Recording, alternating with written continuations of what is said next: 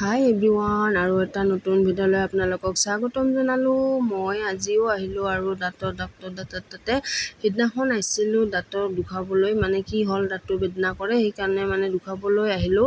সেইদিনাখন আহোঁতে দাদাই ক'লে ইনফেকশ্যন হৈছে, ইনফেকশ্যনৰ ঔষধবিলাক দি দিছে, খাই লৈছোঁ, সেইবিলাক খাইছোঁ কিন্তু একো কামত নিদিয়ে, কিবা মানে বিষাই থাকে দাঁতবিলাক। চাহ খালি, পানী খালি, ভাত খালি, এইবিলাক খালি মানে হেৰিটো বেছি হয় আৰু আজি আহিলোঁ আৰু মানে এৰুৱামে আৰু দাঁতটো।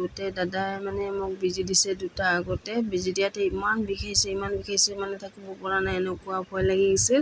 তাৰপিছত এইবাৰ মানে এৰুৱাই আছে আৰু এৰুৱা সময়ত অলপো মানে হেৰি নাই। এইটোৱে দেখিছেনে, এৰুৱা হ'লে আৰু কেনেকৈ এৰুৱালে কি এৰুৱালে গমেই নাপালোঁ, অলপো গম পোৱা নাই, কিন্তু বেজি দিয়াতে বহুত বিষায়। দাদাই সঁচাকৈ বহুত ভালকৈ বুজায় আৰু দাদাক সকলোৱে ভাল পায়, তাৰ কথা বতৰা ব্যৱহাৰ এইবিলাক চবেই ভাল পায়। আমাৰ আগত কয়ও, বহুতেও কয়। আমি জানোৱে যে দাদাই ভাল, আৰু ধনজিতা মেমো বহুত ভাল, চবকে মানে মৰমকৈ কথা কয়।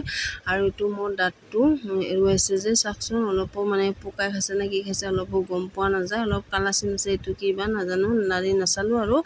এতিয়া এৰুৱা হৈ গ'ল, এতিয়া ঘৰত আহি যাম আৰু ল'ৰাটোক মাতিছোঁ, এতিয়া ল'ৰাটো আহিব, অলপ বেয়া লাগিছে সেইকাৰণে। এতিয়া ল'ৰাটোৱে কিবা খাব বোলে, সেইকাৰণে আইচক্ৰীমৰ দোকানত আহিলোঁ। এতিয়া আইচক্ৰীম এইটো ল'লে 60 টকা ল'লে এইটো, আৰু এইটো কিবা জুচ 10 টকা লৈছে, আৰু এইটো এটা কেক ল'লে, এইটো 30 টকা লৈছে।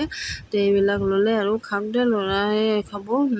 এতিয়া ফাৰ্মাচীত আহি গ'লোঁ ঔষধবিলাক নিবলৈ বা খাবৰ কাৰণে। নেক্সট ভিডিঅ'লৈ